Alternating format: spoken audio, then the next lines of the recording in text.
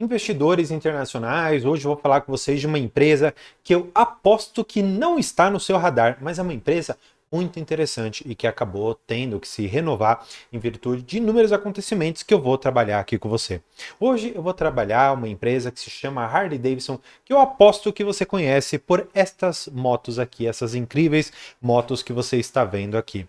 Mas o que acontece? Nem tudo são flores e claro, eu vou mostrar aqui para vocês na X-Station que a partir ali do ano de 2012, onde ela alcançou praticamente a sua cotação máxima na casa aqui dos seus $72, desde então ela vem caindo ano após ano, saindo desta alta aqui, engatando toda essa baixa, parando aqui hoje nos seus $28,87. Mas você não pode simplesmente pegar o gráfico e falar, ah, é uma empresa ruim porque caiu. Cuidado. O que acontece? Essa é uma empresa, eu vou até deixar na foto aqui de novo das motos, ela atingiu por muito tempo um público muito específico. Ela atingiu um público mais de uma década, vamos dizer assim, passada, ou até mesmo ali na época que estamos falando de 1950, 1960, foi, vamos dizer assim, a quantidade maior de pessoas que acabou eventualmente comprando essas motos num período ali de 2012 até mais ou menos 2015. O que aconteceu? Algumas outras motos, algumas outras empresas entraram nesse setor, ou pelo menos colocaram de forma mais rápida e de forma mais acessível outras motos, e não só isso, algumas outras, até mesmo como essa próxima aqui que eu vou te mostrar, que é a Kawasaki Ninja, ela acabou caindo muito no gosto do público mais novo. Especialmente aquelas pessoas que nasceram de 1980 em diante. Pessoas essas que acabaram optando por esse tipo de moto aqui. E com essas motos aqui, que são de uma geração um pouco mais nova, acabou que a marca perdeu, não o prestígio que ela tinha, mas acabou perdendo o público que ela tinha como o seu principal destinatário. E só para você ter uma ideia, esses públicos, né, que a gente consegue catalogar, seriam os baby boomers, que essa foto deixa bem caracterizado quem seria. Seria mais um senhor que gosta desse tipo de moto aqui, que seriam as próprias aqui da Harley Davidson. E o pessoal chama aqui dos baby boomers mais ou menos as pessoas que nasceram de 1960 até mais ou menos ali 1970, 75. Essas pessoas, elas teriam hoje mais ou menos uns 60 anos de idade, 65 anos de idade, e seriam mais ou menos o público destinado a comprar essa moto. Mas o que acontece? Esse público acabou não indo tanto para essas motos, optou eventualmente por outros veículos. E aí, isso começou a bater ali mais ou menos em 2017, 2018, e a empresa ela começou a precisar se reinventar. Só que ela não contou que no ano de 2020 nós teríamos a pandemia. E, logicamente, as pessoas elas deixaram de ter esse consumo discricionário, que é o consumo eventualmente ali de uma moto um pouco mais cara, que seria uma moto até para lazer. Algumas vezes até você não compra um vestuário diferenciado, coisa assim do gênero, que seria um consumo discricionário. E, naturalmente, os resultados da Harley Davidson caíram bastante aqui. 2019 já não estava tão legal, na casa aqui dos seus 400 milhões, e 2020 praticamente zerado, tá bom? Só que a empresa ela conseguiu se reinventar significativamente. Tanto é que você vai poder ver pelo lucro ou pelo lucro por ação, né, que seria o earnings per share, houve uma mudança significativa e eu preciso mostrar isso aqui para vocês nos próprios releases de resultados. Você vai ver algumas siglas, mas eu já vou te falar o que é cada uma dessas, tá? Porque o que acontece? A Harley Davidson, ela criou uma legião de fãs, de pessoas que gostam de fazer parte do clube. Clube esse de uma moto muito específica, até mesmo para um padrão financeiro um pouco maior, não só lá nos Estados Unidos, onde ela é mais forte, mas no mundo todo, onde ela é uma marca e uma empresa bastante consolidada. No Brasil não é tão comum, mas lá fora nós temos bastante pessoas que gostam desse tipo de moto ainda, apesar de ter caído um pouco na questão de vendas, como eu mostrei para você, um pouco menos do gosto das pessoas mais jovens, tá? Mas ponto é que a empresa ela percebeu que ela não podia simplesmente continuar só vendendo motos. Ela percebeu durante esse período todo que ela poderia vender um vestuário próprio. Não só aquela jaqueta própria para você dirigir, mas outros tantos vestuários que tenham alguma correlação com a marca e que permitam, portanto, que você crie mais ainda aquele senso de comunidade.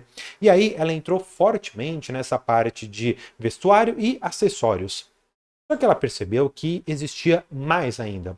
Além da parte da venda de motos e, claro, acessórios para moto, outras tantas coisas, eles falaram, poxa, imagina que alguém venha aqui na minha concessionária e eu, além de vender, eu ainda faça a parte bancária, um financiamento para ele. E aí imagina que além do financiamento, poxa, ele pode cair, ele pode ser roubado, ele pode ser furtado, pode acontecer, como lá nos Estados Unidos é certamente comum, passar um furacão por cima da casa dele, levar a moto. Será que não seria legal também vender um seguro? Ou seja, fazer a parte bancária? Sim, eles entraram também nisso. E olha que legal. Esse mundo que mudou bastante para os carros elétricos acabou também trazendo para esse mundo das motos a parte do elétrico. E aí eu vou mostrar para vocês como que funciona em cada uma dessas siglas. Essa primeira aqui seria Motorcycle, que seria o MC. FS seria o Financial Services, tá? Que seria os serviços financeiros. E a Livewire seria a parte das motos elétricas. Sendo muito sincero, tá? E aí eu não vou fazer uma crítica à empresa, eu vou fazer apenas ao que eu acho que a comunidade da Harley-Davidson gosta, que é aquele ronco mais forte, que é um ronco muito específico, um som muito específico da moto. Os carros elétricos, eles já sequer emitem algum som. Eles vão fazer o quê? Colocar uma caixinha de som para imitar o ronco de uma moto até então que eles produzem? Não seria tão legal. Tanto é que, em relação à receita geral, é algo muito, muito, muito baixo, né? Na ordem aqui de seus 5 milhões, diferentemente dos seus 876 milhões na parte de venda de mods, acessórios, equipamentos e outras coisas, e na parte financeira, quase 270 milhões de dólares, tá bom? E o total da empresa ficou, na verdade, esse conglomerado aqui, ficou em 1 bilhão 151 milhões de reais, tá bom? André, eu conheço a empresa, eu entendi um pouco do que ela passou para então virar essa empresa que ela é hoje, passou bastante ali a parte mais complicada dela, pelo menos é o que se acredita, e eu queria saber, existe uma projeção de dividendos? Existe uma projeção de crescimento? Olha, projeção de crescimento eu vou até trazer para vocês aqui, porque eu trouxe o que os analistas estão falando. Em termos de crescimento, os analistas estão com recomendações de compra, para bastante compra, né, aqui, com 9 recomendações de compra, 9 recomendações de manter e uma recomendação de venda da empresa. Ou seja, hoje, olhando para as recomendações gerais, me parece que está muito equilibrado. Tem gente que acha que é legal manter a empresa, porque ela, nesses preços, pode ter um retorno atrativo. Mas existe, na verdade, um analista que considera que não há mais um espaço de crescimento e que ela vai começar a perder cada vez mais mercado, tá? Eu fiz, e aí com base aqui na corretora, na plataforma da Xstation, eu peguei aqui as informações, como você está careca de saber aqui no canal. Você coloca o ticker, você clica aqui no izinho, ele vai te dar as informações. E como eu te falei, a Harley-Davidson é uma renomada fabricante de motocicletas que oferece ampla gama de veículos, peças, acessórios, vestuários e também a parte de financiamento e seguros. Legal. Só que não é isso que eu quero te mostrar. Eu quero te mostrar outras coisas, como um ROI. O retorno sobre o patrimônio líquido da empresa, apesar de todas essas dificuldades que eu falei que a empresa enfrenta, ela ainda traz uma rentabilidade razoável de 17,74%. Quando eu olho para o ROIC, que ele já está aqui mais baixo, o que eu consigo perceber? Que a empresa ela tem sim uma certa alavancagem para então gerar esse ROI um pouco mais alto. Por quê? O ROI é o lucro sobre o patrimônio líquido.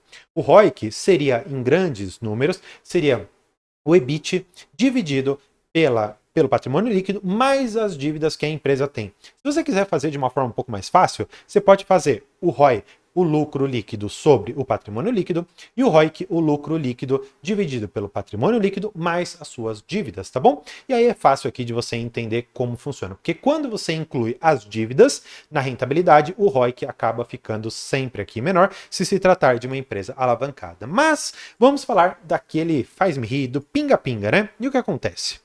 É uma empresa que paga aqui trimestralmente, como você pode ver, paga no mês 2, mês 6, mês 9, mês 12 e sempre ali alguma coisinha, 17 centavos de dólar. E eu percebi que ano após ano ela faz o seguinte, ela inclui mais ou menos 1,075 centavos de dólar em cada trimestre, ou seja, ela vai aumentando seus dividendos gradualmente. E claro, como vocês bem gostam aqui no canal, eu preparei uma tabelinha aqui para vocês com projeções de dividendos, com quanto que seria o dividend yield em relação aqui ao preço que estamos pagando hoje no valor de 28. Só que eu vou te dar uma surpresa ainda. Por quê? Por quê? Vamos lá, voltar para Existation, tá bom? E aí você vai perceber que em 2019 a empresa pagou um valor bem maior, aqui de 37 centavos por ação. Vou até olhar anos passados, olha só, mais ou menos 37, mais ou menos aquele valor que eu falei para vocês aqui. Ela inclui 0,75, 0,5 ali, mais ou menos ano após ano, tá? E o que eu vou fazer? Eu vou fazer primeiro a conta com base naqueles 17 centavos, e aí eu fiz a projeção anual, tá bom? E depois eu vou fazer a adição aqui daquele valor que eu te expliquei, tá bom? Nesse cenário, eu chegaria lá para 2035, ou seja, daqui 10 anos, recebendo alguma coisa na casa de 3,53% ao ano. Talvez não seja tão interessante. Agora, vê se você há de concordar comigo. A empresa pode, aí você tem que perceber que a recomendação dos analistas, uma parte é de comprar, uma outra é de manter, ou seja, o crescimento da empresa ainda não é nada muito certo aqui ainda, mas se a empresa crescer e conseguir trazer aquele retorno de 0,37 para os seus balanços e pagar trimestralmente isso, nós vamos ter uma mudança significativa, tá? Eu vou fazer essa alteração aqui para vocês, tá bom? Só para a gente enxergar isso aqui na planilha, tá bom? Então eu vou colocar aqueles 37 e aí a situação já muda bastante. Por quê? Hoje nós vamos ter um dividendo, se a empresa conseguir crescer de forma suficiente para pagar aquele valor, ela pagaria aqui 5,30% de dividend yield e daqui 10 anos, como eu te mostrei, ela vai pagar o valor de 6,34. Só que eu quero que você perceba outras coisas. Quando eu volto aqui para informações financeiras dentro da Existation, eu percebo que o lucro por ação, ou EPS, que é o Earnings Per Share, está na casa de 4,52. O que significa? Significa que a empresa ela não paga a totalidade do resultado que ela gera. Muito provavelmente porque ela consegue fazer com que esse resultado ele seja melhor empregado, como você pode ver a partir do ROI aqui, ele é melhor empregado na empresa do que pagando dividendo. E se a empresa ela está conseguindo voltar para uma rentabilidade maior, ela pode eventualmente no futuro entregar mais do que aquele valor que eu te mostrei. Vamos voltar para a tabela. Imagina que ela te entregue aqui, por exemplo, um valor de... só para a gente calcular, e aí eu vou fazer só com essa primeira parte aqui, tá bom? Ó, imagina que ela te entregue, por exemplo, 3 dólares, tá bom? Opa, já dá aqui em relação a esse preço o valor de 10%. Agora vamos imaginar que ela pague, por exemplo, aqueles 4 dólares que ela tem de lucro por ação. Ou seja, no preço atual, eu estou falando de um dividendo na ordem de 13%. O que acontece? Olhando aqui para os resultados que a empresa divulgou, é muito factível a gente perceber que ela não quer hoje distribuir dividendos. Por quê? Porque quando eu olho para um pouco aqui dos resultados, ela fala que, por exemplo, na parte consolidada das operações, houve uma queda de 49% ano contra ano. Quando eu olho para as vendas gerais, eu vejo que há uma queda de 13% ano contra ano. Então, olha só que importante você compreender o momento que a empresa está, a fase que a empresa está. Ela hoje não está em posição de simplesmente ficar dando dinheiro para o seu acionista. Ela vai dar alguma coisinha só para você ter o cheiro do dinheiro. Mas me parece que ela quer muito mais voltar para o mercado, talvez trazendo nessa linha elétrica ou mesmo na linha antiga, fazer com que as pessoas voltem a consumir os produtos próprios da Harley-Davidson e voltar com aquele clube tão forte quanto havia até então.